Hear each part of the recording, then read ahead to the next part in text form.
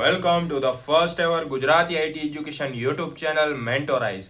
Here you can start your IT journey in your own language Gujarati. So hello મિત્રો, આ છે episode number 7 અને episode number 6 માં આપણે જોઈ ગયા કે ફ્લોચાર્ટ શું છે, તેનો યુઝ શું છે, એલ્ગોરિધમ અને ફ્લોચાર્ટને કમ્બાઈન કરીને આપણે કઈ રીતે ઇઝીલી પ્રોગ્રામ લખી શકીએ છીએ. તો તે એપિસોડની લિંક મેં ડિસ્ક્રિપ્શનમાં આપી દીધી છે, તો જરૂરથી એકવાર તે ચેક કરજો. અને આ છે એપિસોડ નંબર 7 જેમાં આપણે શીખવાના છીએ કે પ્રોગ્રામમાં મેજર 4 ડેટા ટાઈપ છે, કઈ છે, કઈ રીતે યુઝ થાય છે અને તેને કઈ રીતે પ્રિન્ટ કરાવી શકાય છે. તો ચાલો વિડીયો સ્ટાર્ટ કરીએ. વિડીયો સ્ટાર્ટ કરતા પહેલા વિડીયોને લાઈક કરો, ચેનલને સબસ્ક્રાઇબ કરો અને તમારા બાકી બધા મિત્રોને આ વિડીયો શેર કરો જેથી તેમને પણ આ હેલ્પફુલ બની રહે. તો ચાલો વિડીયો સ્ટાર્ટ કરીએ.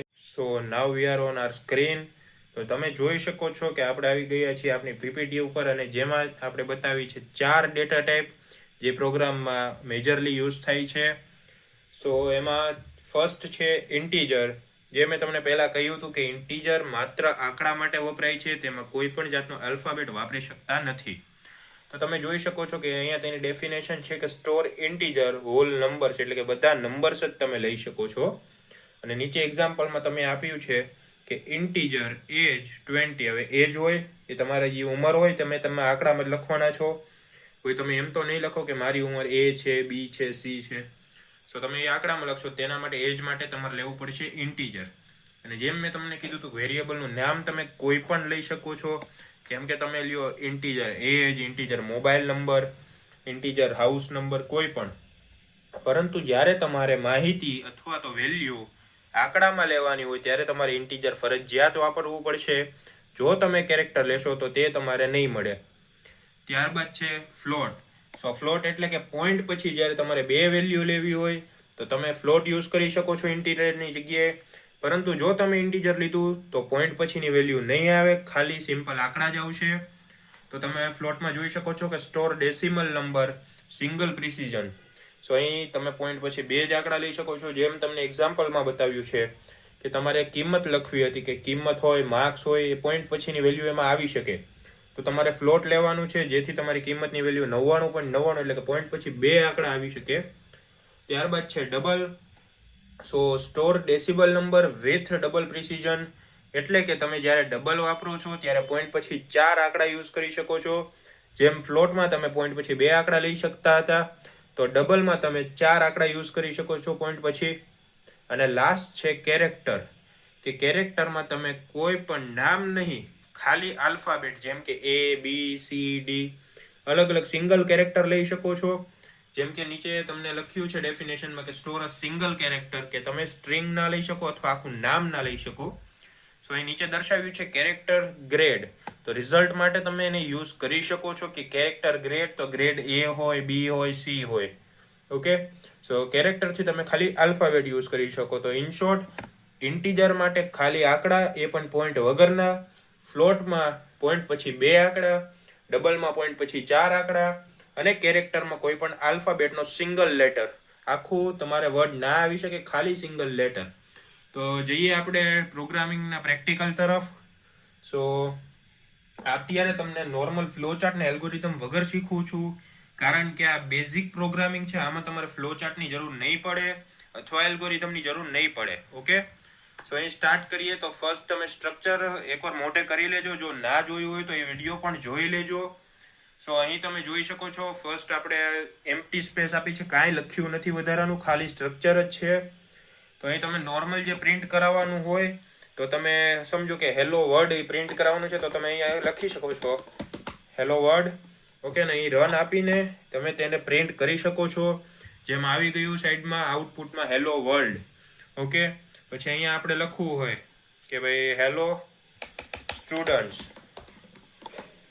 Welcome to મેન્ટોરાઇઝ.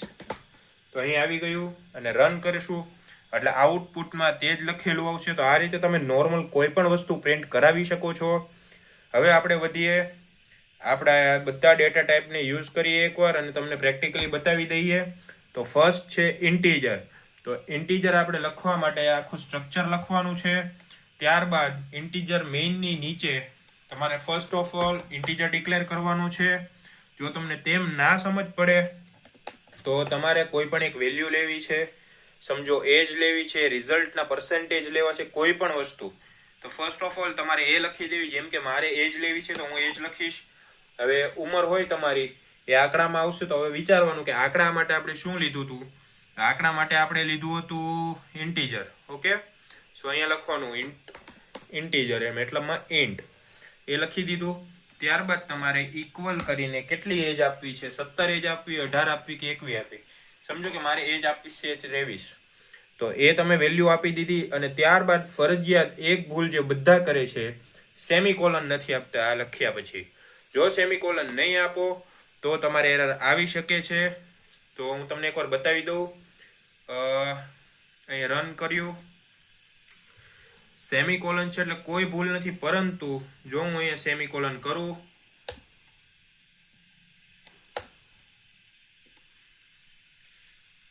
તો તમે જોઈ શકો છો કે સીધી જ ભૂલ આવી ગઈ છે. કેમ? કારણ કે મેં અહીંયા રિટર્નમાં 0 છે અને કોઈ પણ વેલ્યુ આપી નથી. વેલ્યુ કેમ નથી આપી એવું દર્શાવે છે, કારણ કે અહીંયા તમે સેમિકોલન આપ્યું નથી. જો અહીંયા સેમિકોલન આપી દો અને ત્યારબાદ રન કરશો તો તમે જોઈ શકો છો કાંઈ ભૂલ આવતી નથી. ઓકે, તો આ મોટામાં મોટી એક ભૂલ ક્યાંય કરતા નહીં, એક્ઝામમાં પણ નહીં ને પ્રેક્ટિકલમાં પણ નહીં.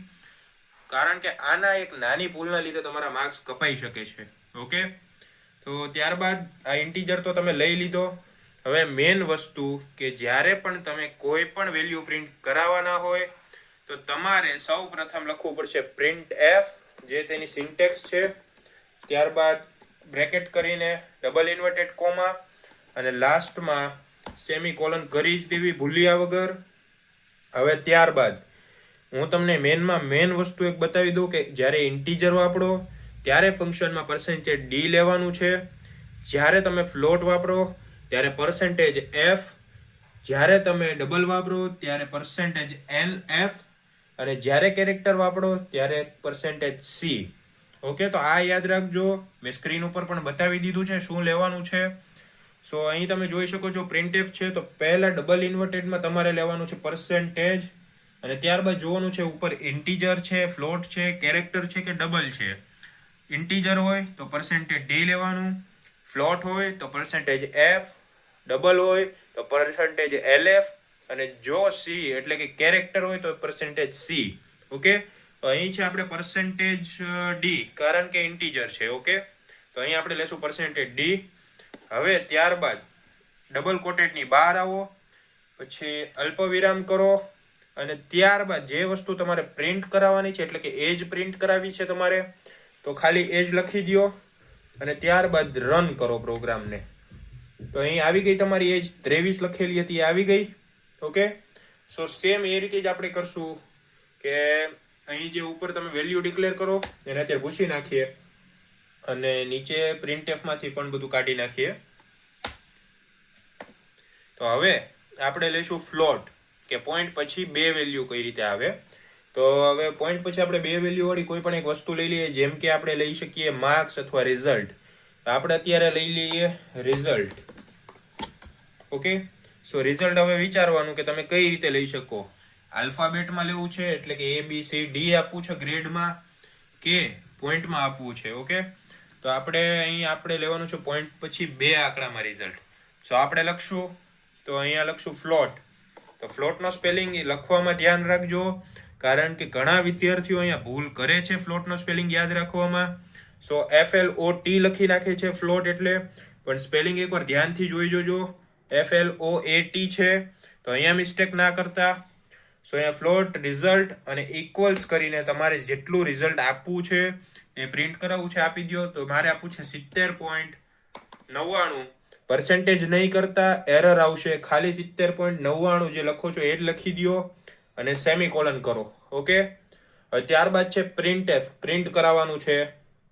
તો તમે જોઈ શકો છો કે મેં તમને કહ્યું એમ પહેલા પર્સન્ટેજ કરો ડબલ ઇન્વર્ટેડમાં. તો અહીંયા આપણે કરી દીધું પર્સન્ટેજ. હવે ઉપર જોવાનું કે જો ઇન્ટીજર હોય તો પર્સન્ટેજ ડી, ફ્લોટ હોય તો પર્સન્ટેજ એફ, ડબલ હોય તો પર્સન્ટેજ એલએફ, અને કેરેક્ટર હોય તો પર્સન્ટેજ સી. તો અત્યારે શું છે, ફ્લોટ છે તો પર્સન્ટેજ એફ આવશે, તો મેં અહીંયા લખી દીધું એફ. ત્યારબાદ સેમિકોલનની પણ અલ્પવિરામ કરી દઈએ અને ડબલ કોટની બહાર નીકળી જઈએ. સો હવે આપણે શું પ્રિન્ટ કરવાનું છે? રિઝલ્ટ પ્રિન્ટ કરાવવાનું છે. તો આપણે લખશું રિઝલ્ટ. ઓકે, અને ત્યારબાદ આપણે આપશું રન. તો અહીંયા આવી ગયું છે 70.989998. એટલે કે પોઈન્ટ પછી તમે 2 વેલ્યુ પણ લઈ શકો અથવા વધારે પણ લઈ શકો, પણ ખાસ કરીને જ્યારે તમારે 2 જ વેલ્યુ એડ કરવી હોય ત્યારે ફ્લોટ વપરાય છે. ત્યારબાદ આપણે લઈશું ડબલ. તો ડબલ આપણે અહીંયા એડ કરી દઈએ અને અહીંયા પર્સન્ટેજ LF કરી દઈએ. રિઝલ્ટ સેમ રહેવા દઈએ છીએ અત્યારે, અને અહીંયા વેલ્યુ ચેન્જ કરી દઈએ અને આપીએ છીએ રન. તો જ્યારે તમે રન કરશો ત્યારે 4 વેલ્યુ અથવા તેનાથી વધારે વેલ્યુ પણ આવી શકે છે. ઓકે, તો તમે સમજી ગયા હશો કે આનો શું ઉપયોગ છે આંકડા માટે. સો ત્યારબાદ છે હવે કેરેક્ટર. તો આપણે અહીંયા લઈશું કેરેક્ટર, એટલે કે કેર. અને હવે આપણે એમ લેવું છે કે ગ્રેડ કયો આવ્યો છે તમારા રિઝલ્ટમાં. ઓકે, સો ગ્રેડ, અને આપણે અહીંયા લઈશું સી ગ્રેડ. પણ ધ્યાન એ રાખજો કે ક્યારે પણ આલ્ફાબેટ પ્રિન્ટ કરો ત્યારે સિંગલ કે ડબલ કોટમાં જરૂરથી લખશો. હું અત્યારે ડબલ કોટ કરી દઉં છું. આ ડબલ કોટ કરી દીધા બાદ તમારે પ્રિન્ટએફમાં આવવાનું છે અને પર્સન્ટેજ સી લેવાનો છે કેરેક્ટર માટે. ઓકે, અને અહીં લાસ્ટમાં ખાસ કરીને ચેન્જ કરજો, કારણ કે જો તમે ચેન્જ નહીં કરો તો ગાર્બેજ વેલ્યુ આવશે અથવા રેન્ડમ વેલ્યુ આવી જશે કોઈ. સો અહીં હું વેલ્યુ ચેન્જ કરી દઉં છું અને રન આપું છું, જેથી મારો કેરેક્ટર એરર શેના માટે આવી? ડબલ ઇન્વર્ટેડ કર્યા એટલે. આપણે અહીંયા કરશું સિંગલ ઇન્વર્ટેડ કોમા,